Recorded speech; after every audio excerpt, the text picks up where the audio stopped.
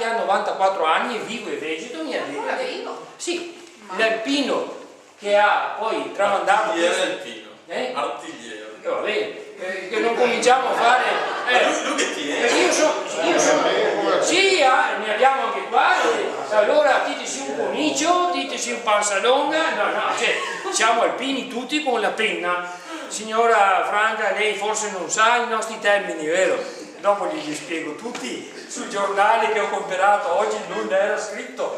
Allora, 28 anni il nipote Eric Pretto, mentre il libro parla delle avventure, insomma si chiamano avventure, raccontate a Eric da Turcato Natale, sarebbe il nonno materno. Ecco, allora, noi pensavamo anche più interesse, però 9, e dopo glielo spiegherà bene anche il signor Sindaco, che chiamiamo un attimo, anche se siamo pochi, ma eletti. Qui a 9 siamo, signor Sindaco, quante associazioni? Dicevo 65, 70, mi parlo di quei censite. Censite 65, anche di fuori 9.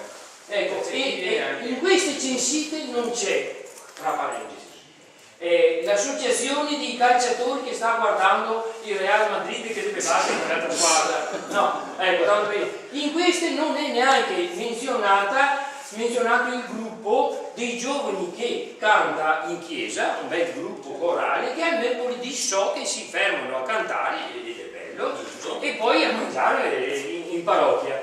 Quindi, faccio per dire, e le altre 70 associazioni, che potrebbe essere una coincidenza, lo faccio così per giustificare la faccia nostra, che è piuttosto triste vedere che un libro dedicato agli alpini, come racconta queste storie, non abbia un seguito migliore. Ecco, io passo, e potrebbe essere che le 70 associazioni abbia un ritrovo di qua, già adesso si mangia, si beve, le stagioni giuste. Passo la parola subito al signor Sindaco.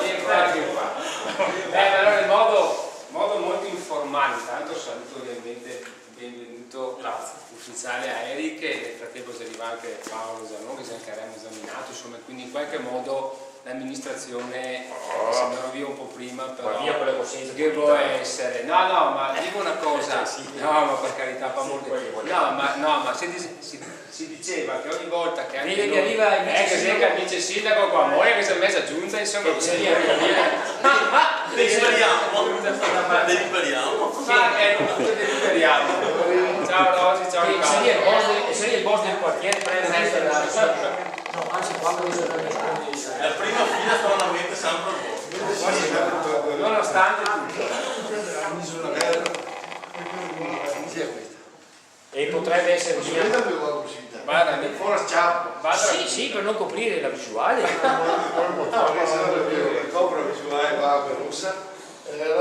No, ecco, per dire, comunque fa piacere, perché così insomma che Giunta si presenta che ma quando si organizza questi eventi, dicevo prima ridendo, scherzando, cogliendo una terminazione di un presente che non nomino, se mettiamo cibo e cultura probabilmente magari si sposa bene, no? Cultura e cibo diventa forse un invito, ma non è una provocazione, perché a volte i temi talmente importanti e interessanti purtroppo passano in secondo e terzo piano. Io invece dico, guardando a tutti i presenti e agli amici alpini, abbiamo fatto tante cose insieme, facciamo tante cose insieme, è vero, non è che io dica qua il vice, qua due assessori, e quindi il nostro spirito onestamente è questo, e ci crediamo fino in fondo, chiaro, con rispetto e con volontà. Dopodiché i numeri purtroppo sono una variabile che è indipendente da qualità, da professionalità, da inviti, dalle parole spese, dalle telefonate fatte e quant'altro. Per cui mi dico mai da mordere, nel senso, d'accordo, bene per i presenti, gli assenti che ha sempre torto. Se 9 riesce a mettere un altro pezzo di storia su questa serie di conoscenza alla comunità civile e a una grande associazione di alpini, mi dico bene, perché comunque è un pezzo di storia che aggiungiamo, quindi grazie a chi dà testimonianza, grazie ai presenti, e per il resto mi dico penseremo a un prossimo evento, magari, perché mai fermarsi, quindi può essere anche una riproposizione in un altro momento, in un altro contesto. Grazie, un saluto al nonno, grazie e buona serata a tutti. Grazie al gruppo Alpini. Il signore da Marano Vicentino, paese amico, mica cosa ha detto, ma che si sta forse all'uno del no, quasi. Ma quasi, vero, del professor Oreste Graziani, e quindi conosco parte della storia vostra. Comunque, non so, l'assessore alla cultura vuoi dire dei quello che ha detto il sindaco è a posto? Basta così. E allora passiamo alla presentazione di questo bel testo, insomma. Permetto in parte anche me. Beh, grazie a tutti intanto di essere qui stasera e vi chiedo subito una cosa, si sente se parlo così o uso il microfono? Magari, guarda, intanto qui spazio ce n'è, mi metto anche un po' qui davanti, cosa dite? Sì. Perfetto. Allora, innanzitutto grazie al sindaco, all'amministrazione comunale, al gruppo Alpini di Nove, perché è sempre bello quando un paese si rende disponibile a ospitare una presentazione di un libro. Salve. E non preoccupatevi se non c'è tantissima gente, lo dico con cognizione di causa, perché l'anno scorso io ero assessore comunale alla cultura a Marano, so bene cosa vuol dire organizzare gli incontri. A volte gli incontri appunto si organizzano con tanta energia, con tanta voglia, a volte anche con tanti soldini. E poi però è difficile richiamare la gente perché purtroppo siamo in un momento in cui forse complice anche la crisi, non lo so, la gente spesso tende a rinchiudersi all'interno delle proprie case. È difficile portare la gente fuori di casa, però sono contento che voi siete qui stasera perché spero che vi farò passare una serata abbastanza piacevole, poi sarete voi a dirmi se è così oppure no. Eric, scusa, in quanto pochi ma buoni, per esempio, che è il nostro presidente onorario Giuseppe Stocchero, benissimo, che quando insegnavo a scuola come il tuo professore sì, Oreste Graziani, quasi professore, sì, ma è sempre della compagnia dei giochi, ricordo sempre che con questi libri, con i nostri volumetti, mi ha passato una poesia scritta dall'Alpino, che ho fatto leggere a una serata proprio dedicata all'alpinismo, che proprio Bepi mi aveva passato. Quindi, sai, il libro viene poi tramandato, fa parola, fa rassa, come si dice, no? Ecco, e quella ti ricordo la poesia della cunetta di Nogara, mio caro Alpino, morto sull'Ortigara, e qui c'era la poesia, e adesso chissà quanti dei tosi va a raccontarli in giro. Come sarà un futuro questo libro? Basta che io parlo in massa. Troppo gentile. Iniziamo con la presentazione di questo libro e se è possibile vorrei che fosse una presentazione partecipata, nel senso che io pensavo di leggere alcuni capitoli e sono quei capitoli che penso siano quelli più magari interessanti, e se poi volete intervenire alla fine della lettura di ogni capitolo, ben volentieri. Se avete delle domande sono qui. Allora, iniziamo con la presentazione del libro. La storia degli Ioanni senza paura.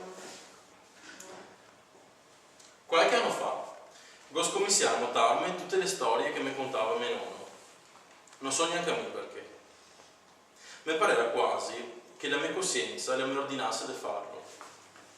Da una parte con tagasto l'oro perché mi dispiaceva che le sue memorie le andasse perse, ma non già la mia tutto lì. Che c'era qualcosa di più profondo che allora non capivo.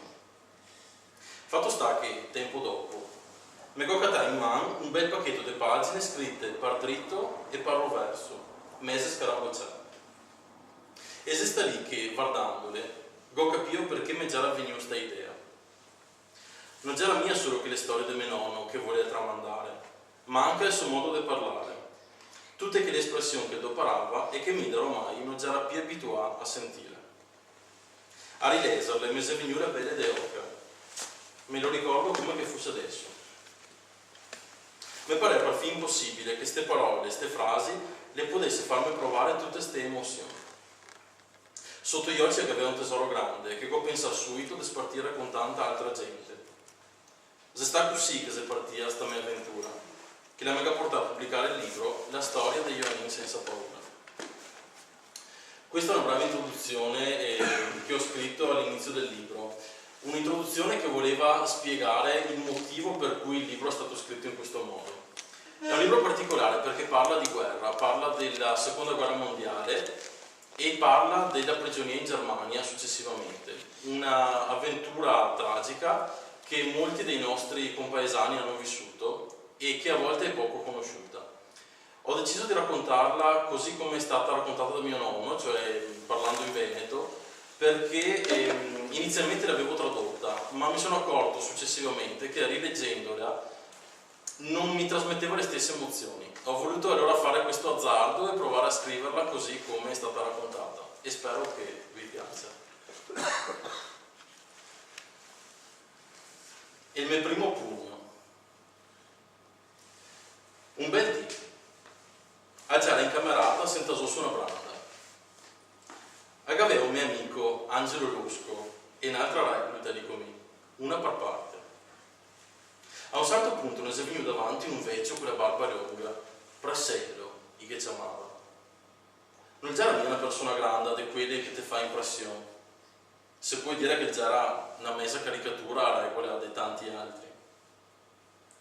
E se ga sentasò di fronte degli altri, e gata a parlare.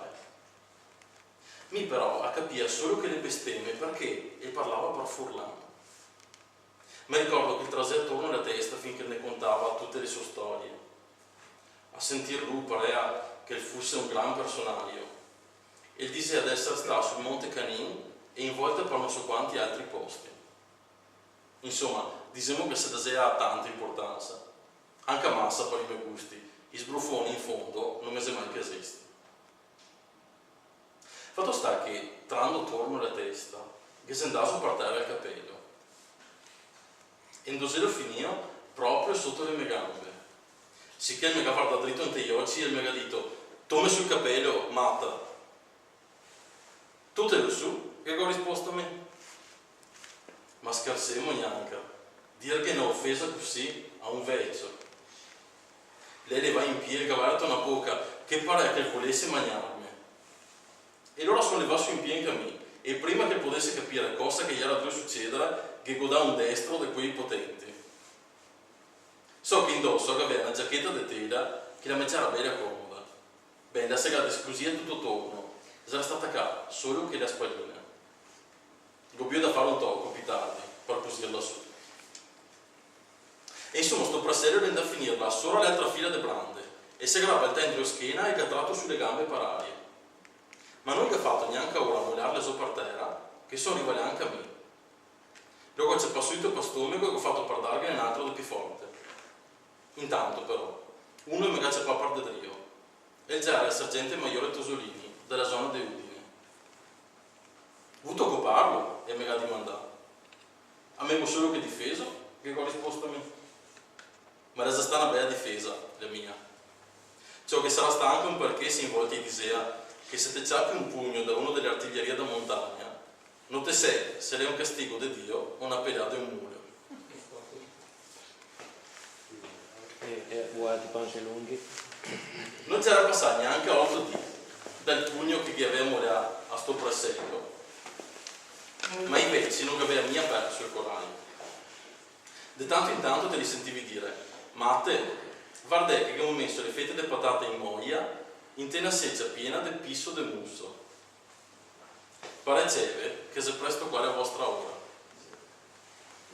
Cosa è stupitardi che gli metteva anche la salia da vicino e ogni altro dì che da sé una bella missiata e le voltava una a una.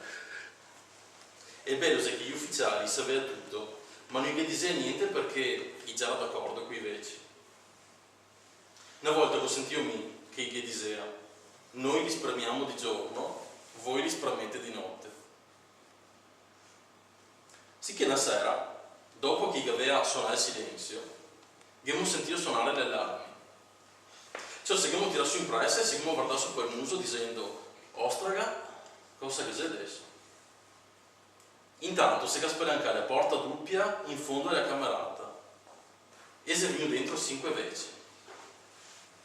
4 li tenia su un baldacchino da processione, fatto con altrettanti pali di legno dritti e una quarta per sopra. Sotto sto baldacchino, che già era l'ultimo della squadra, con un solo bianco a farghe da mantello. In man questo che aveva una seccia messa piena di quelle famose fette di patata. Cioè, visto così, a me ho girato sulla sinistra e ho visto tutti i miei compagni in ginocchio, in fondo alla branda, con le manine giunte. Poi ti vado a vedere anche un certo Bortolaso da Vicenza, un mio scritto. E sarà stato 10-15 kg di epidemia. E so che aveva il naso schissato perché faceva pugilato. E allora sti 5 briganti sono andati al primo delle file, e che dà in bocca una fetta di patata dicendo che in onore del terzo montagna ciappa sta patata e mangia. E lui l'ha tolta come che fosse stata una particola, cosa che mi ha toccato vedere. La Gamagnani che ha fatto una faccia trista che mi ha fatto infine peccato. Fatto il primo e si passa il secondo. Sicché si arriva da me, che già era il terzo delle file. Mi già resta fermo, quieto, buttato in branda. A quel punto uno dei 5 mi ha dimandato: e ti? Cioè che aveva una faccia da schiaffe che era ancora presente qua, davanti agli occhi. E mi sto ben così, gli ho risposto. E allora, invece che una te che ne ciappi 10. Se par disgrazia gli era in pieno, che sparagnava un cassotto, neanche se credete portargli via la testa.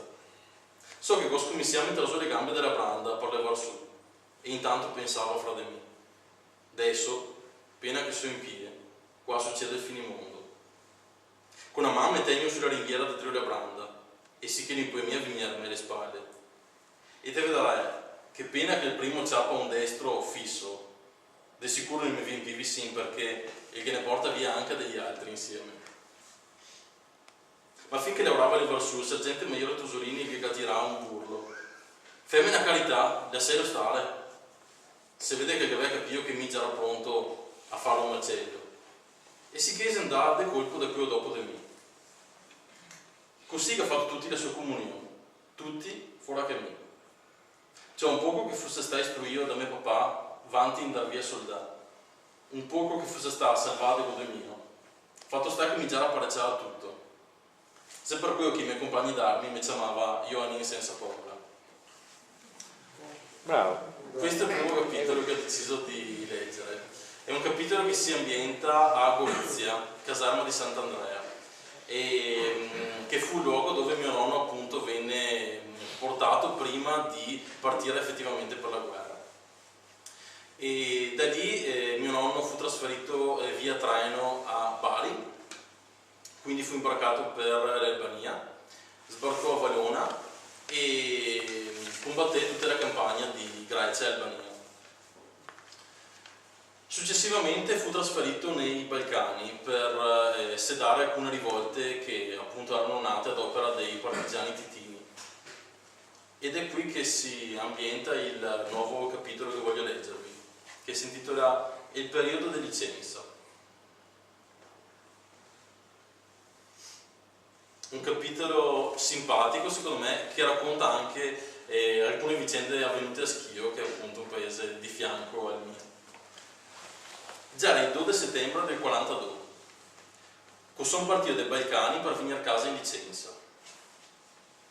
Già era 2 anni e mezzo giusti che già era via soldato. Che la mattina mia e il Maule, un mio amico, siamo partiti corsa come due lievoli, sopra il sentiero in mezzo ai boschi. Siamo arrivati in fondo, che abbiamo cattato il camion che ne aspettava. Siamo montati su e ne gamenà a Cattaro. Là siamo stati fermi 5 dì prima di imbarcarsi. Mi ricordo che una sera a Gomagnano so quante sardelle e di notte mi ho svegliato che aveva una sera rabbiosa. Sì che sono da bere alla fontana, quella in mezzo al paese, però non la pissava neanche. Lì ho cattato uno che mi ha detto che la sarava di notte. E sì che sono andato al porto e mi ho sguardato la bocca con l'acqua del mare. A Cattaro già era pieno di gente che andava e che veniva. Un colpo in di mandare a me e a sto mio amico di andare a dargli una mano in cucina. E mi che godito al maule. Ascoltami Mirino, se meglio che andiamo. Difatti da là abbiamo portato via una bella pezza di formaggio grana.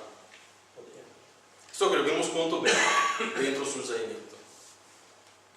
Ai 7 di settembre, la mattina a buon'ora, seguiamo imbarcare. Siamo venuti su per il mare giù la costa della Dalmazia. Alla fine siamo di sbarcare al porto del fiume. Lei negati in fermo un paio di settimane prima di mandarne a casa per vedere se già eravamo sani o ammalati. Bene che negamo là, abbiamo ciappato il primo traino e siamo partiti. Siamo arrivati a Vicenza che c'era notte fonda, sarà stata mezzanotte un botto. E non che c'era piccole incidenze per schio. Già eravamo un bel po' di alpini. So che siamo andati a bevere un gotto al bar della stazione. E là hanno gadito. Ma che andiamo su Montebellico? Sì che siamo andati, tanto cos'altro che avevano da fare. Là siamo sentati fuori sui scalini della chiesa, siamo stati un bel tocco finché seguiamo in dormesano. Alla mattina Rio, già era il 29 di settembre del 42, mia e Maure siamo andati sulla stazione dei treni, che già era appena spuntato il sole. Abbiamo cercato il primo treno che andava su a schio, e così siamo stati verso Tiene, e mi ha detto: ma non te vorrei mica smontare a Manan, no? Dai, vieni con me fino a schio, che andiamo a bere un gotto di vino alla grotta. Dai avanti, non sta a farti pregare. E allora siamo dismontati a schio. So che c'era pieno di gente lì di fronte alla stazione dei treni. Fatto sta che siamo andati dentro su sta osteria, al di là della strada, e subito dopo degli altri siamo dentro della mia contratta. E c'era Tony Pasin e suo papà. Tony già era un bocciasso ancora, che avrà bio 7 anni. E già era lì vicino che faceva i murali e mi aveva da mente nel dentro. Si che è venuto a salutarmi. Dentro là che c'era 3 vecchiotti che suonavano l'armonia e un paio di ferrovieri. Ni altri si abbiamo guardato su per il muso e abbiamo tirato fuori il formaggio grana dal zainetto. Beh, abbiamo cominciato a pagare da bere calici di vermouth a tutti quelli che venivano dentro. Abbiamo mangiato e bevuto finché seguiamo imbriagati. Cosa sta verso l'ora del mezzogiorno? E il Maule, il mio amico, il luogo tratto su del peso sulla corriera che andava verso Valli, del suo paese. Mi invece mi camina a casa a Tony Pasin, sul ferro della sua bicicletta. A già l'imbriaco in sacca, so che non che vedeva neanche 4 dea fuori dagli occhi. Mi pare che fosse una nebbia fissa di quelle che ti può darsi tagliare col coltello. Ma insomma il signore Gavolesto che sia stato buono arrivare a casa. 2 o 3 giorni dopo mi si capita a casa il Maule. Chi la volta mi ha detto: sento che sei venuto a casa mio papà dalla Francia. Non lo aveva mai visto prima di adesso. Le sempre sta via a lavorare. E allora siamo andati subito dai carabinieri che ha scritto so al nostro comando. In risposta a questi, che ha mandato su 12 giorni di licenza straordinaria, oltre a quella che saremmo usati a fare. Ben bene che ho detto a me. Non stava alimento, Rino. A te aspetto volentieri. Non mi appressa di andare via a me. E così ho fatto. Sì che sono sta a casa anche a me 12 giorni in più del mese di licenza che ne aveva dato. Mia e Maure siamo arrivati al corpo il 19 di novembre. I nostri compagni già erano fermi a Scutari, appena dentro in Albania. Che la volta mi ricordo che Rino gli ho salutato volentieri. Invece a me mi ha detto: Turcato, ti sei escluso da tutti i servizi in attesa del processo. Meglio, gli ho risposto me, così al manco mi era a posto. Passato qualche dì, un colpo sono da dentro sulla mia tenda. Avevano 2 copertine da campo parono in dotazione e ho visto che me ne mancava una. Non mi c'era mai sparito niente fino ad ora e mi è venuto su un nervoso che non avevo più visto. Sono andato al sergente maggiore Tosolini, che go tira fuori la baionetta davanti agli occhi e che go di mandare. La vedi sta qua, Tosolini? Sì, il gadito. Perché? Se sapessi chi che non mi porta via la copertina, a voglia a consumare che le dama, fallo state sbusarlo. Fammi una carità, vada, ordine mio, vai in furaria e toghine una di nuova. E così si sta finendo tutto. L'ottavo giorno del mio rientro al corpo, finalmente mi chiamava a rapporto. E allora sono andato verso l'ufficio del colonnello e ho battuto sulla porta.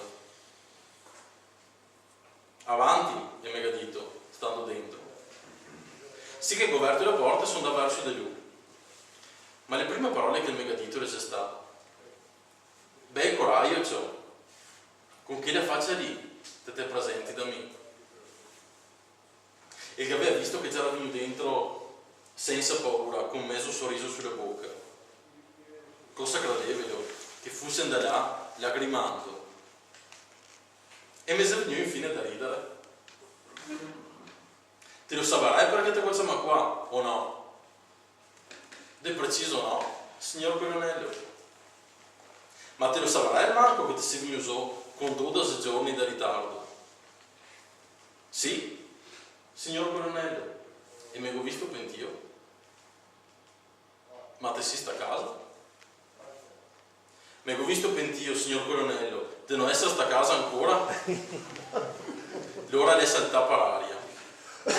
E mi è venuto vicino con l'occhio da cattivo e mi ha sbeccato su quel muso. Ma lo sento che potremmo mandarti a Gaeta sotto processo. Gavaria caro, signor colonnello, che pida Gaeta da qua, tutti i giorni in volta a scioppetà. A quel punto si è quietato e mi ha battuto su una spalla, cambiando espressione come dal giorno alla notte. Lo so che ti sei un bravo soldato, va avanti così. Bravo, raccontavo.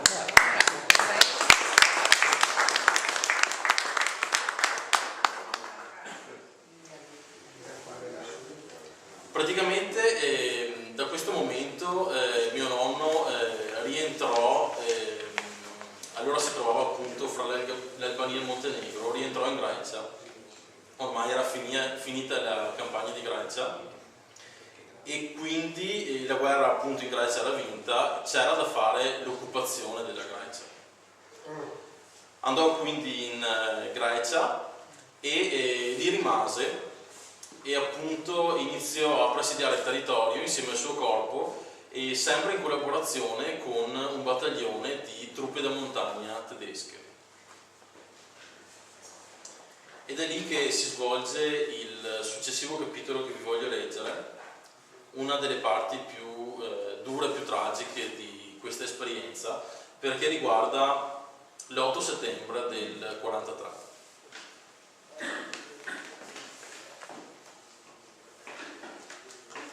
Però prima bevo.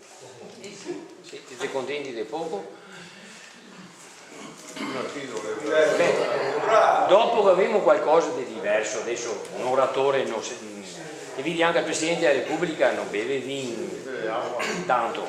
Sembra tanto facile leggere, ma invece è difficilissimo. E anche adesso lo bevo Io lo lì. do così, Le fai. invece è bravo proprio.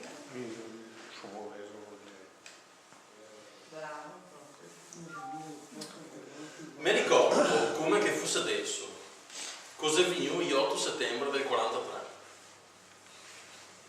Già eravamo a Giannina, in Grecia, sul nostro accampamento. Che la sera lì mi giara di guardia al Pesso. La mia batteria di artiglieria alpina le aveva tassione sia pessi, 4 cannonsini e 2 mitraglie pesanti. E mi giara due tendere e un cannonsino. Poco dopo le 7 si è passato alpino, lì davanti di me, e mi ha detto: siamo sta a ascoltare a radio giornale e ha detto che si sta l'armistizio. Somiglia che sia finita la guerra al manco per niente. Radio giornale, mi non aveva neanche mai sentito suonare. Non so neanche dove chi fosse andato ad ascoltarlo, magari dentro sulla tenda degli ufficiali, perché non saperia dove altro, se no. Fatto sta che 10 minuti dopo si arriva fuori gli ufficiali, che aveva una faccia bianca come la morte. Subito ne ha detto di puntare l'artiglieria verso l'accampamento tedesco. Bisognava apparecciarsi a tutto in attesa di ordini, perché neanche lui gli sapeva cosa fare. Non che aveva nessun ordine né dall'Italia né dal comando italiano di Atene. Pena che stanotte è di sicuro la più lunga di tutta la guerra, vista la situazione. I greci, i gattacam andarono a dire che se noi altri che avessimo attaccato i tedeschi da davanti, lui li cavaria attaccare le spalle. Già erano convinti? Ma come sai che si faceva a mettersi a sparare contro i tedeschi? Cosa sarebbe successo dopo? Anche perché, pochi minuti dopo, proprio i tedeschi negavano da dire che se noi altri li avessimo attaccato, lui non cavaria a sparare neanche un colpo. E si cavaria rifiutare anche se avesse più l'ordine di farlo. Magari queste le parole vengono fuori proprio dal generale a comando della prima divisione da montagna tedesca, che già era tanto amico del nostro colonnello, per chi aveva fatto tutte le scuole insieme in Germania. Il Didrio, è la mattina buon'ora, ne si arriva l'ordine di pareggiarsi per andare in Italia, con tanto di carta fatta dal generale tedesco, e sicché in mancanza di ordini superiori e con la speranza di tornare a casa, abbiamo versato le armi su un piazzale e seguiamo pareggiare per la partenza. Abbiamo potuto tenersi solo che un scioppo per ogni squadra. Agli ufficiali, invece, i che lasciato tenersi anche la rivoltella. Beh o male abbiamo fatto quello che volessero i tedeschi, perché si fidavano ancora di lui. Ciò che avevano combattuto insieme fino al giorno prima, cosa altro potevano fare. L'ordine di partire ne arriva ai 13 di settembre. E allora abbiamo tolto su le nostre poche robe e seguiamo in camminata. Seguiamo in portadrio i muli e anche un bel fiato di vacche, di quelle che avevano sequestrato in volta per le campagne su uno dei nostri ultimi rastregamenti. Abbiamo formato una colonna lunga della strada. Saremmo stati oggi in croce 2000 soldati.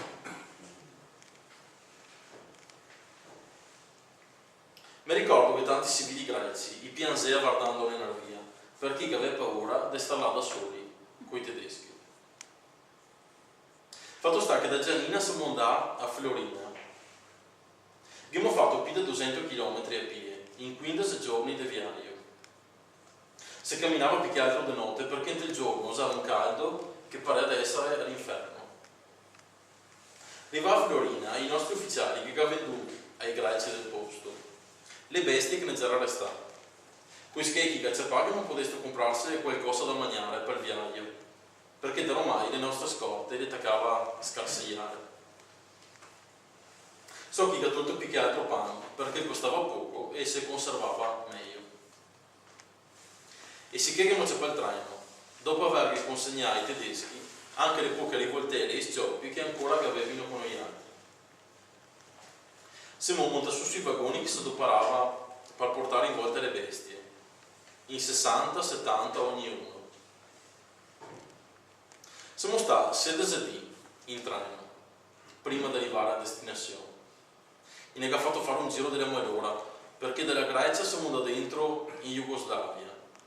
E da lì siamo passati per la Bulgaria, la Romania, l'Ungheria, finché siamo arrivati in territorio tedesco, in Austria. So che un colpo, finché già eravamo in Romania, e il treno si era fermato su una stazione. E lì il mio amico Rino mi ha detto che c'è un borghese qua fuori, e mi ha detto che il gatto vestiti da darne, se volemo. Dai demo che dismontiamo e stiamo qua, a sentir lui, somiglia chi si dromenarne in prigionia. Ma intanto si partì il treno. Se no già era facile che fossimo saltasù sul serio. Là che c'era da quella distensione di campagna che nessuno ne cavaria catà. Ma sarissimo sta buoni di venire a casa dopo. Non so come che la saria andata a finire. Possiamo stare a Innsbruck, in Austria, e il treno invece che girare in su per l'Italia, e che girare in su per la Germania. Esiste allora che i nostri ufficiali, che da ormai i aveva mangiato sale a foglia, i che capì il tranello che ne aveva fatto i tedeschi. Altro che portarne a casa, in Italia. Lì che abbiamo capito di essere stati prigionieri. Se lo avessimo saputo prima, di sicuro qualche d'un il avrei provato a scappare. Ma da ormai già erano in mano della poglia. Se sta questo imbroglio che ne cammina dentro in Germania. Commenti? Domande? Esperienze simili vissute da qualche amico, parente? No, non ti siamo solo sposato. Ok. È importante anche quello. È un'altra avventura. Sì, un'altra galera, ecco va. Sì, ancora insieme al treno.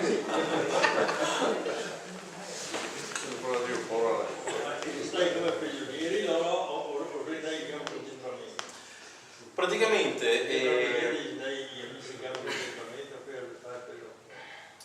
Praticamente mio nonno fu portato a Berlino città, e in un campo di lavoro, e fu impiegato praticamente per fare lavori di manovalanza. Dapprima si occupò di fare lavori di muratura, poi fu impiegato nel trasporto delle macerie delle strade.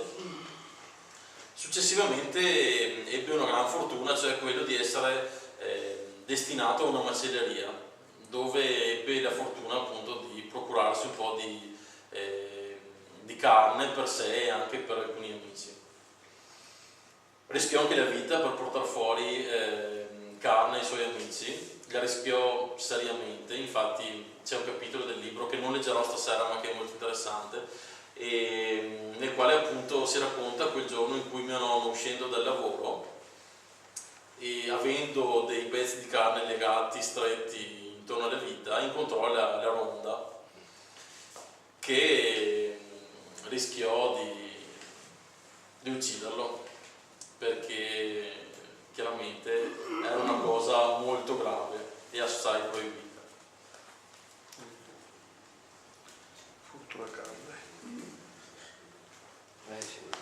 I bombardamenti.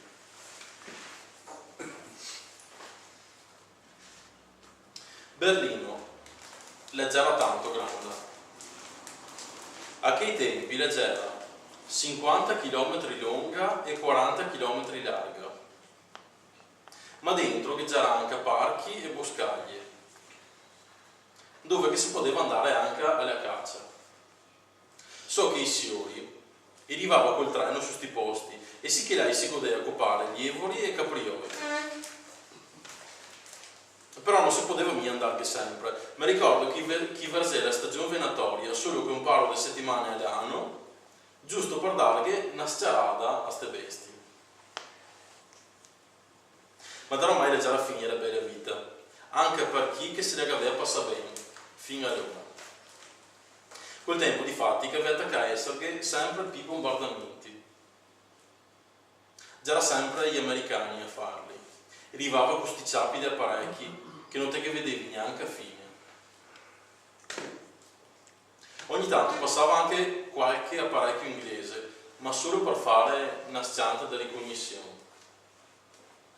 Proprio perché Berlino leggera massa grande, per pensare di pestarla tutta sul colpo solo. Quando che passava a bombardare, inciappava solo che una zona della città, ma la zona che inciappava da mira, in Ametense noce. Qui che aveva finito, restava in piedi solo che qualche tocco di murasso. A quel punto che c'era ciapi intieri dei soldati tedeschi che andavano in volta per le strade a cantare, per tenere sul morale della gente. Gli sempre sta bravi a fare propaganda. Ciò, con c'era per arrivare gli apparecchi americani, te sentivi che attaccava a suonare le sirene della contraerea. E allora ti scappavi a sconderti da qualche parte e intanto te vedevi sti ciapi di aerei che ti passava sopra la testa. So che prima di tutto arrivava in caccia, che aveva da pareggiargli la strada ai bombardieri. Tante volte però andava anche a Sobassi a mitragliare le fortezze della contraerea tedesca. Queste strutture le aveva muri di cemento armato larghi 4-5 metri e insieme le aveva un piano dove c'era cannonsini e metraglie pesanti sempre a pareggiare col colpo in canna. Sì che arrivava le squadriglie di aerei da bombardamento, messi a forma di punta di freccia. Parea che fosse intrigavi nervanti da carichi che c'era.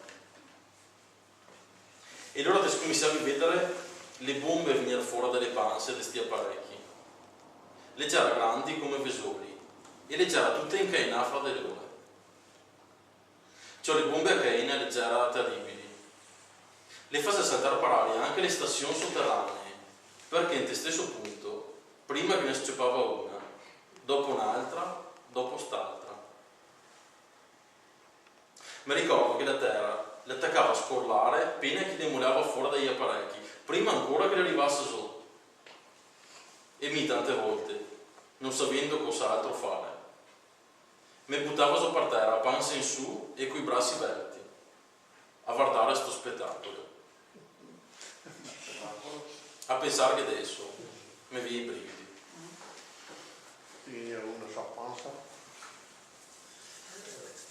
Da Berlino, questi come si è capito erano gli ultimi giorni di Berlino.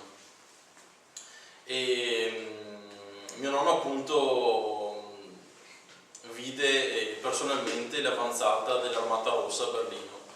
Lui si trovava infatti in un campo di lavoro / concentramento in quella che poi diventò Berlino Est, per la precisione nel quartiere di Wartenberg, un quartiere dove tra l'altro quest'estate appena passato sono anche andato con la speranza di trovare qualcosa, ma devo dire che non è rimasto assolutamente nulla. Adesso a Wartenberg si vedono file e file di palazzoni alti 10 piani costruiti negli anni 50, tutti uguali a se stessi. Non ho visto una chiesa, non ho visto un negozio, non ho visto assolutamente nulla, solo tutto uguale a se stesso. Tuo nonno è poi tornato là? No. E anche se mio nonno e io sono andato su con questo secondo obiettivo, ha sempre avuto il sogno di incontrare di nuovo una famiglia, la famiglia che era proprietaria della macelleria dove lui andò a lavorare, che in più occasioni ebbe modo di salvargli la vita. Però non è mai riuscito a mettersi in contatto con questa famiglia perché arrivò a sapere che, non so tramite quali fonti, che in seguito all'avanzata dell'Armata Rossa scapparono, cercarono di fuggire verso Berlino Ovest e poi non si sa cosa sia successo. Sì. Dopo l'avanzata dei russi mio nonno fu appunto catturato e trasportato di fatto su un altro campo di lavoro, gestito però dall'Armata Rossa, non più dai tedeschi chiaramente, situato in quella che era la Prussia orientale, quella che oggi è diventata Polonia. Tanto per non andare in cassa integrazione. Esatto. E qua si svolge un altro capitolo, questo invece è più divertente, siamo verso la fine, che racconta quello che appunto i nostri soldati erano costretti a fare per procurarsi un po' di mangiare.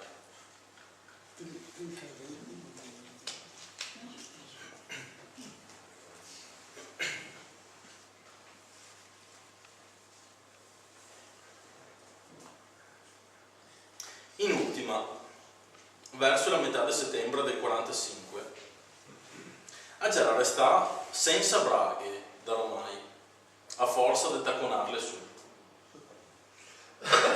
Cioè ogni volta che le si rompeva, a che metteva una bella pezza di corame per solo a sbrego e che faceva così dura per fuori con una guccia o con qualche tocco di fil di ferro.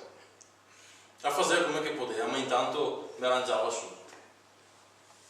Però aveva ancora la mantellina che mi da a Gorissia, prima di partire per la guerra.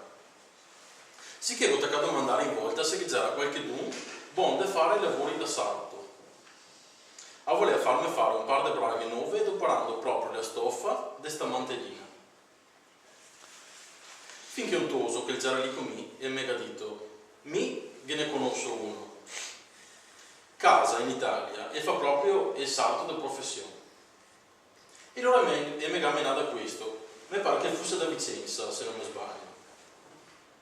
Con suo stellare mi ha tolto le misure e sì che mi ha detto, sì, te ne faccio 1000 braghe, senza problemi, basta che te mi dai la mantellina e mi con quella mi arrangio.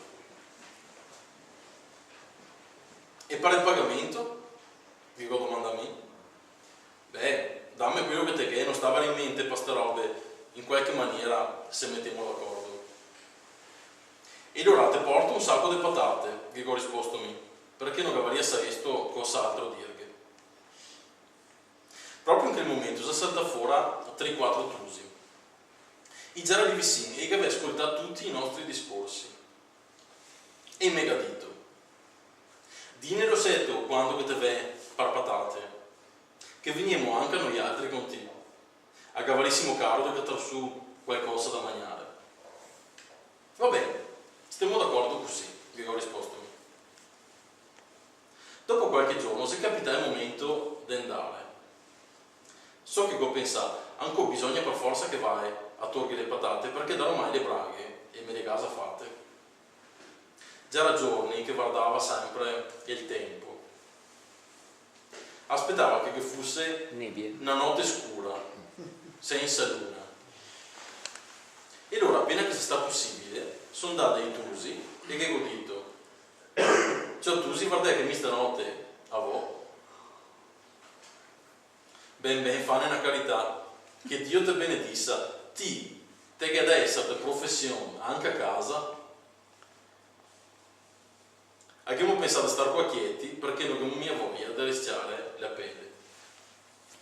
Sì che sono da via mi solo, col sacco su una spalla. A sapere dove che aveva da andare, perché aveva fatto un giro il giorno prima. Mi ricordo che mi ha toccato anche a passare il fosso con l'acqua che le arrivava a metà panza, ma non la mese mai in dritta come che la notte. Difatti, appena arriva sul posto, uno dei tanti campi di patatare che già era là, consentio un fiato in movimento. E loro sono davanti piano. E se ha sentito subito silenzio. Non si vedeva niente perché già era proprio scuro orbo. Questo sta a 5-6 metri da dove che veniva sto poco da rumore. Go fischiato. E di colpo si ha sentito silenzio un po' troppo. E allora go fischiato un'altra volta, un fiato più forte. Ben, si è sentito gente scappare via, come chi fosse stato un branco di caprioli. A me poi fiato da ridere, sono da là. Per terra che c'era tutti i fagottelli pieni di patate. A lì cosa da dentro sul messaggio e so che non le case neanche statute. Mi ha toccato che stava per terra un fagottello messo pieno, zapparecciato. Si che a collegare la bocca del messaggio e sono tornato a casa contento. E la mattina Dio che devo portare il sarto in cambio delle braghe. Un paio di giorni dopo, mio contento, sono passato a piedi proprio per di là e ho visto il padrone del campo, un borghese tedesco, che già era a cavare sulle patate, o meglio, quelle che già restava per terra. Sì che ho pensato di andare là a fare due ciacole. Quel tedesco ormai si arrangiava un po' su. Appena che sono arrivato che ho detto, ciao, e te che dà man qua a torso le patate o no? I garo sca proprio bene, guarda quante macce che ne manca, ma in quanti già lì? Tasi mi ha risposto, e pensare che ho tenuto anche a questo ma mi ha fatto proprio sotto il naso. Se solo che avesse saputo cosa che gli era successo, ma non poteva immaginarsi perché ho sempre bio un muso da togliere. Beh,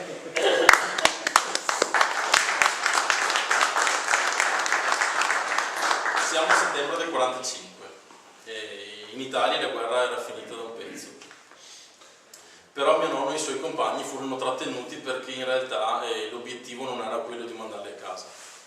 I russi come i tedeschi non erano santi, questo lo sappiamo. E l'obiettivo infatti era quello di inviarli a lavorare in campi di lavoro in Siberia.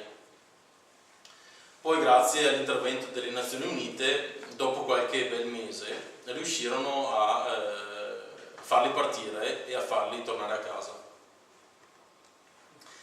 È qui che si svolge l'ultimo capitolo che vi leggo stasera, che si intitola L'area di casa,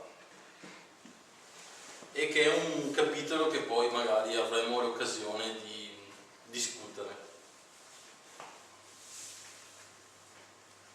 Siamo arrivati in stazione a Vicenza verso le 10 del mattino. Già era il 2 ottobre del 45 e già da 3 anni che non tornava a casa.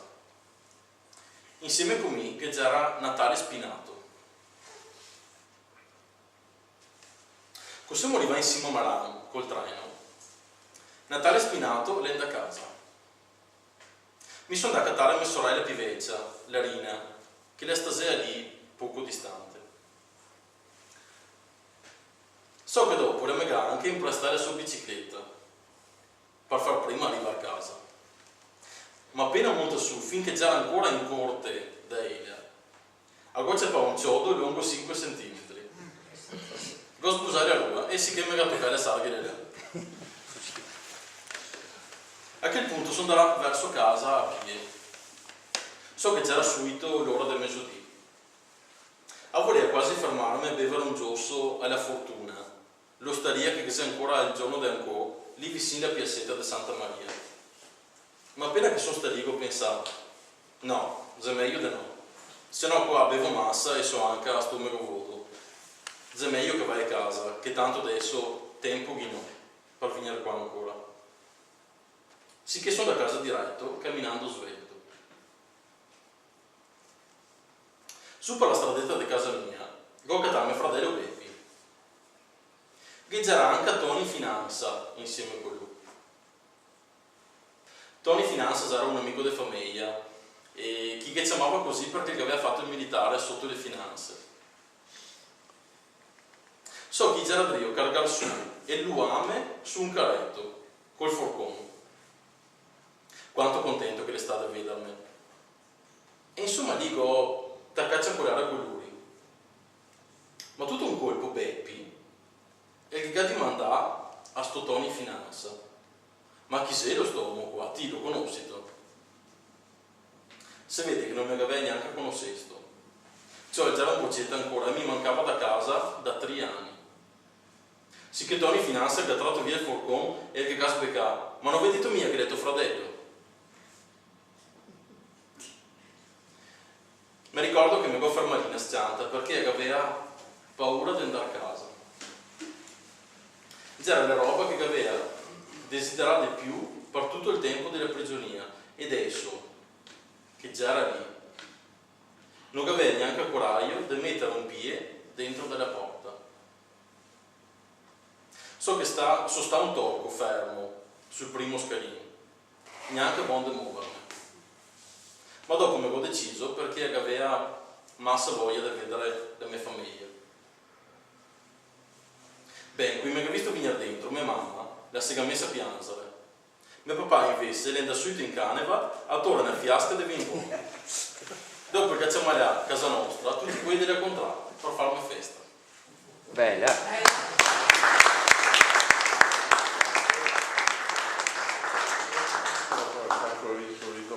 Prima ho detto che questo è un capitolo che considero particolare, perché una volta a Piovene, durante una presentazione, c'è stata una signora che mi ha chiesto: ma io ho letto già il libro, mi diceva, quindi andavo un po' a e mi sono tremate un po' le mani perché ho detto adesso chissà cosa mi chiede. Mi fa che si era posta una domanda e ho detto sentiamo questa domanda e mi ha detto che lei era incuriosita da una questione, ovvero che mio nonno ha raccontato alcuni suoi episodi dilungandosi molto in questi racconti. Pensiamo ad esempio a quello del primo pugno o molti altri che non vi ho letto. Invece questa signora riteneva che questo racconto del ritorno a casa, nonostante la sua importanza, perché chiaramente si parla della fine di un'esperienza durata 5 anni e mezzo, nonostante questa importanza appunto riteneva che fosse stato abbastanza liquidato velocemente e mi chiedeva il motivo. E in effetti mi ha trovato abbastanza impreparato, sono quelle domande che alle presentazioni uno non vorrebbe mai sentirsi chiedere. E poi ci ho pensato e mi sono fatto una risposta che penso sia abbastanza quella corretta, perché mio nonno non risponde su questo. E ho pensato che mio nonno si è sempre dipinto e ha sempre voluto farsi ricordare come Ioannin senza paura, che è appunto il titolo del libro. Perché durante la guerra si è costruita una sorta di corazza che gli ha permesso di superare anche i momenti più difficili. E penso invece che in questo momento, sul primo scalino di casa sua, prima di rientrare dopo 5 anni e mezzo di una vita che non possiamo augurare a nessuno, forse questa corazza è venuta un po' a sparire, cioè forse sono tornati fuori i sentimenti e forse è tornato a essere truccato Natale.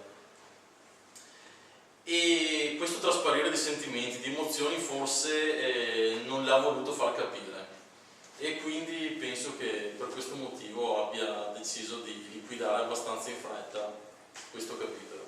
È una risposta mia, non so se è quella giusta, però penso di sì. Come accennavo prima, in fase praticamente conclusiva, vi volevo far vedere una piccola pillola di intervista che abbiamo realizzato 2 anni e mezzo fa a mio nonno, dove appunto gli chiediamo alcune cose e che magari vi danno la possibilità di conoscerlo anche di persona.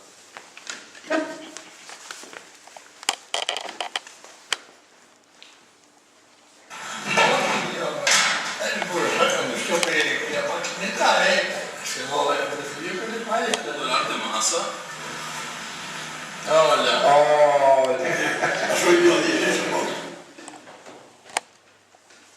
Dice ai 9 di marzo del 40 sono in casa dopo 2 anni e mezzo, ho messo in licenza più viaio e dopo sono una via da licenza, sono in casa dopo 3 anni, dice che sono in casa il 2 di ottobre del 45. C'è 5 campagne di guerra per fare il matricola. Ogni campagna di guerra è sempre un anno sempre sta in zona di preparazione. Questo nome qua abbiamo chiamato via, dopo via sono stato un leone e casa un coglione. Quando sei che cominci a contare la storia? È da piccolo. Fin da piccolo te le contai? Sì, perché mi viene a campo insieme. E non qua, non là, e mi ricordo una volta devo buscare che era, sono cascato da scala, un po' non so cosa come se era a metà, le costruzioni che passavano, da piccolo sempre canticchiava così da 6 volte alle quadre. Siete contento di questo? Sì, perché a metto là, chi mi diceva così, io diceva tra di me, ma sopporrai, perché gli ho combinato dei buoni, dei brutti, perché gli ho combinato tante, gli ho combinato. Che ti cosa sei che te ne dice? Ma che dico, io sono sempre stato fortunato, sono sempre stato protetto 2 anni fa, questa sua Vicenza ti negherà la medaglia, che io sto con il presidente del Prefetto. Del prefetto, presidente, e che ha visto che spiegano una Fiat, insomma. Lei sta a fare medaglia in mano, immanerà, ascoltarmi il capo con la medaglia in mano, e ho spiegato un articolo di che a volte che sono io, casa di Vicenza. Se tu tornassi in Dio, cosa faresti? Amico, te la tempera mia, che ho anche un po', che ho anche adesso, che è tempera libera. Anche adesso, perché mi vedo tante storie che spero che riesco. E se non so mia, uno che non crede, o sono credente, no, non credente. Ti, per chi hai combattuto? Cos'è in mano? Insomma, te sentivi che prima che ho fatto la guerra mondiale e che ho vinto la guerra, ha perso il portafoglio. E questa guerra qua ha perso la guerra e vinto il portafoglio, e ringraziare tanto infinitamente, che manco un ricordo, che le sento e capisci.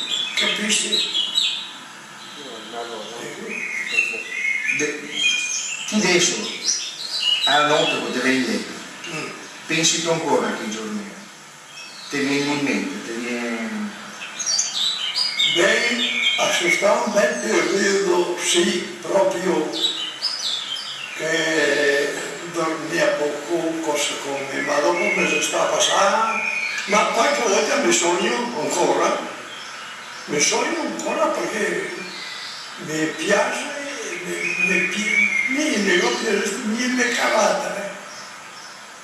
carattere così, ma tutto sono contento, sì, perché a terra fare ho potuto lavorare, perché Dio non è una roba, ma quando 20, cari, e grazie, ringraziamo tanto ringraziare quanti tutti. Per cosa? Perché le robe che gli fanno non si sta mai bravi, naturalmente l'inizio, poi tutti chi ci è andato io, ecco. Bene.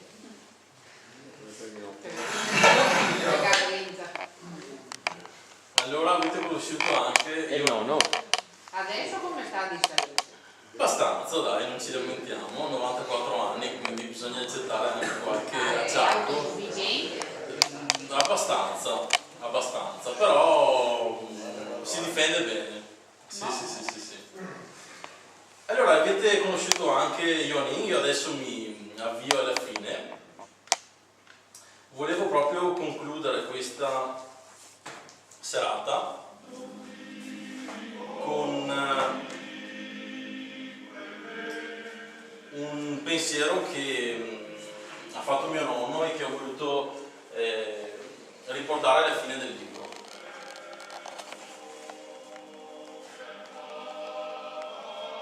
Sulla prima guerra, quindi adesso. Questa canzone qua. Ecco, questa è la mia storia. Per contarvela che ho messo un muccio di tempo, ma spero manco che per vi altri sia sta bello ascoltarmi. Ciò, con era giovane mia, so che restava a bocca aperta finché ascoltava le storie che mi contava i vecchi. Da ormai sono venuto vecchio anche a me, ma il mondo non è piccolo di una volta. Adesso tutti corre, tutti i spessega, e non c'è più tempo per niente. Ma sapete cosa che vi dico me? La sé che spessega, la sé che i corra. Intanto gli altri che non c'è quella del gusto, proprio come che se facesti anni.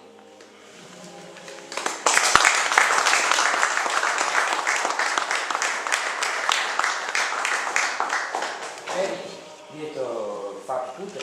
Sì. Beh, a parte che... Poi lo dico. E per chi volesse conoscere le altre avventure di Ionin senza paura, sono tutte raccolte all'interno del libro che trovate in vendita a prezzo speciale, ribassato rispetto al prezzo di copertina. Quindi buona lettura per chi vorrà leggere il resto. Grazie. Ecco, alla fine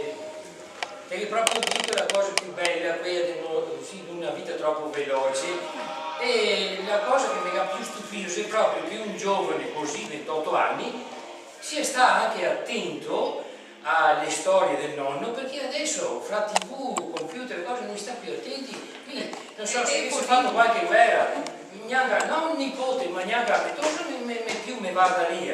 Marina, ti ascolti tutto papà? Sì, Ti conti qualcosa?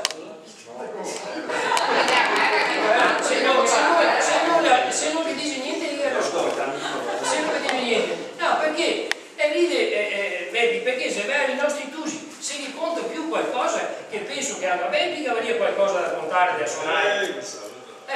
E non sei. Avevo quello del qua che mi sta ancora che vedo che penso la vita gli ha fatto sordigare mi andare a sordigare dopo sarà 6-7 anni che non cantavo uno che ha fatto l'urtigare e io vado a mangiare non ha che io e te la schina figlio passeggio così ma che di anno mi ha comunito perché mi hai detto un blocco come E ti ho detto ancora di questo fatto e credo che sia veramente accaduto e ti vedi che siamo in difficoltà noi adesso quando faremo il prossimo filò magari qualche canzone di meno e ascoltare magari i nostri anziani che ne conta qualcosa perché se è vero, se un tramandare sanno queste cose sarebbero perse le cose, le storie che anche adesso prenderemo il libro grazie al tuo interessamento e anche, non so, cosa che ti ho fatto per scrivere così bene? Bisogna farsi scrivere così bene. Che ti ho fatto qualche tipo di scuola? No, assolutamente, mica ho fatto ingegneria, quindi... Ti sei un ingegnere? Quasi. Beh, insomma, ingegnere, scusa. Quindi è proprio totalmente diverso. Beh, insomma, hai scritto bene, bene. E allora, dico, è una gran cosa che un nipote abbia ascoltato così il nonno e lo hai messo in storia, perché questa è la storia che sia giusto leggere e ascoltare. Ecco Presidente, dopo la storia magari la brindiamo, non solo con questa, queste qua, che meritava un pubblico molto più vasto. Ma sei distillato pure vinazza. Questa c'è l'acqua, la mano, che vi senta, ci sarà. E quando noi altri cantiamo da Udin siamo partiti, per Bari siamo passati, Durazzo siamo scesi, in Grecia destinati, e partiremo ancora, la canteremo più volentieri, la dedicheremo a te questa canzone, perché la storia del tuo nonno, soprattutto questa, non si fa voi quelli che cantiamo altri. E allora, a parte non te ne neanche a presentare l'amico. Mio papà. Tuo papà? Ah, questo è l'amico. Sono l'unico che invece impresso di qua. Sì, tuo papà. Bene, complimenti. Ora, il papà ha un gran figlio di cui va e poi vantarsi. Ecco, e allora a ricordo anche di questa serata che noi siamo stati qua veramente in magari a sentire, bisogna ascoltare di più e come ti vedi che abbiamo anche noi delle belle storie, tipo questa che ne racconterà il prossimo filò Beppi, perché saranno, se è giusto, noi dobbiamo sentire la televisione e le storie della Russia, dell'America, di tutto e non saremo le nostre. Ecco. Bisogna anche interessarsi se sì. Anche adesso, anche qui l'ultima guerra, vedete che quando l'8 settembre che mi indicava che contava il corso che ia passare, chi non è già i prigionieri e la cosa che non è in Russia, che non è qua. Quindi solo sentire a parlare, chi ti punta, chi che ia parlare, se uno che pensa solo, perché un po' come un po', non vedete più nessuno che... E pochi in generale che non ascoltare che non crea. E però che vedete che gli libri. Non so da chi farlo consegnare un qualsiasi come me, sono gli alpini comunque. Avevo il vice sindaco, avevo anche l'assessore, avevo un altro assessore arriva qua. Cioè qua siamo pochi, ma buoni, siamo tutto il direttivo di alpini e dei signore che ovviamente interessati. Ecco, noi altri passeremo parole, prima di andare via che sia anche il volume, chi che caro prendono, non hanno come alpini di sicuro che prenderemo, perché qua mettiamo a posto una nostra biblioteca per chi vorrà e sapete che dobbiamo ancora costruire una cosa seria.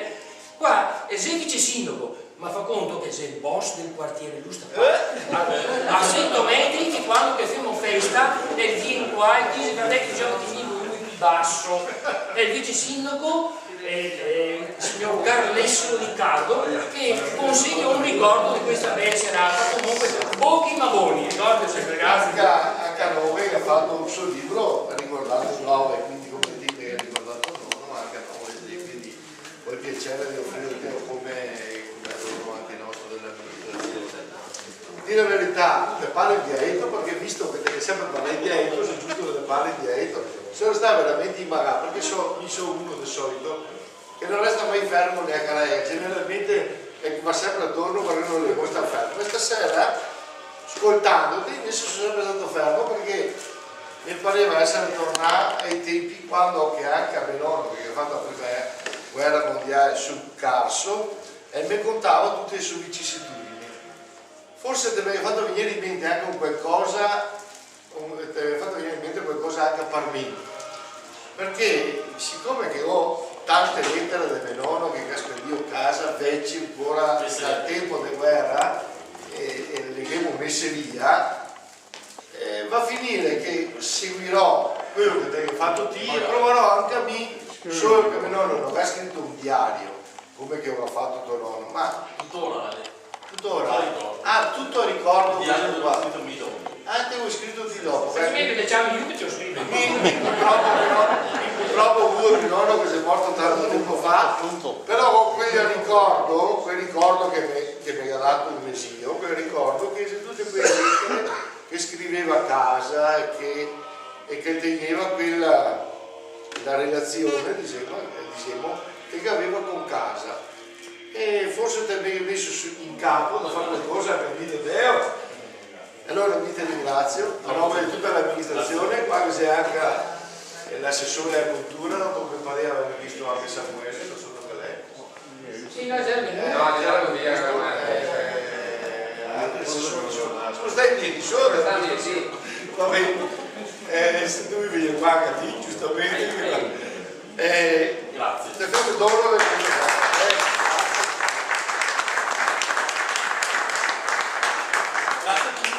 E se qualcuno ha delle domande sono qua. Ecco. E se no l'amico suo, lo va trovato da vivo, dopo si è trovato e che ha dato all'inizio il Maule, sì, restiamo amici per tanto tempo, solo che purtroppo questo amico è morto che sarà 20 anni. Sì, ma dopo, ma anche durante il campo di lavoro che era in Germania, che era tutti insieme oppure no, lì che si sta delle vicissitudini diverse perché costretto dalla fame aveva deciso di tornare in Italia con i tedeschi e quindi che si sta appunto delle divisioni perché le questioni lì sono molto delicate, nel senso che mio nonno mi diceva che per convincerli a tornare in Italia a combattere insieme con loro, i tedeschi, li aveva tenuti chiusi dentro su un campo per una settimana senza acqua e cibo. Anche dopo una settimana, a 10 metri dal piazzale dove chi sarà lui, Gacata sta un muccio di ciocco di pan alto 2 metri, dicendo che sarebbe stato chi che sarebbe andato appunto in Italia a combattere con lui. E tanti si andavano per la fame. E appunto questo suo amico che aveva fatto questa scelta è sofferta, ma o Germania o Spagna basta che si mangia. Sì, ma comunque già riusciva da loro in qualche maniera sì. Se non sbaglio quando si sta in Italia dopo ha trovato anche il modo di scappare.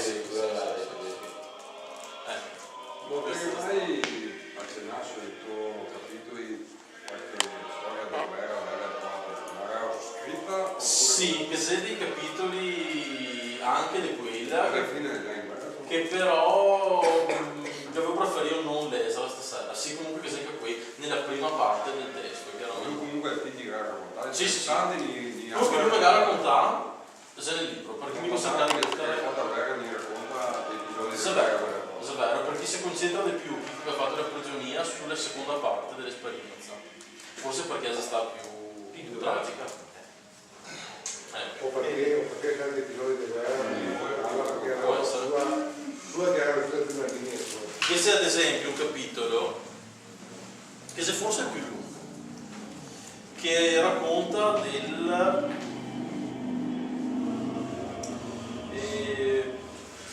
una data precisa che sarà il 30 di novembre del 41, dove che nei Balcani un'intera compagnia di alpini si sta distrutta in qualche ora. E quindi che sia anche questo, però preferisco stasera dedicarmi ad altre parti. Altre domande? Beh, grazie. Faremo il ritorno, ma così dite fare domande più puntuali.